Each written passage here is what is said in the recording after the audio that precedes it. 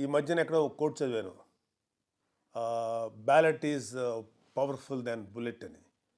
ఇక్కడ బుల్లెట్ అంటే మన ప్రజాస్వామ్యం తీసుకుంటే బుల్లెట్ అంటే అధికారం, బ్యాలెట్ అంటే ఎన్నిక చేసుకోవటం. అంటే బుల్లెట్ అంటే అధికారం చూపించి ప్రజల్ని భయపెట్టి ప్రజల్ని హింసకో లేకపోతే ప్రజల యొక్క అవసరాలని తీర్చకుండానో ప్రజల్ని సరిగ్గా పరిపాలించకుండానో ప్రజలకు నష్టం కలిగజేసే పార్టీల గురించి మేబీ ప్రజలు ఆ టైంలో అంటే ఆ 5 ఏళ్ల కాలంలోనో 4.5 ఏళ్ల కాలంలోనో మాట్లాడలేకపోవచ్చు. దానికి కారణం వాళ్ళ చేతిలో బుల్లెట్ అంటే అధికారం అనేటువంటి ఇది ఉంది.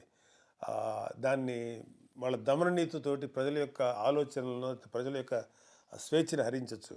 కానీ 5వ సంవత్సరం వచ్చి ఎలక్షన్ స్టార్ట్ అయిన తర్వాత ప్రజల చేతిలోకి అత్యంత పవర్ఫుల్ వెపన్, ఆటమిక్ వెపన్ లాంటిది ఒకటి వస్తుంది.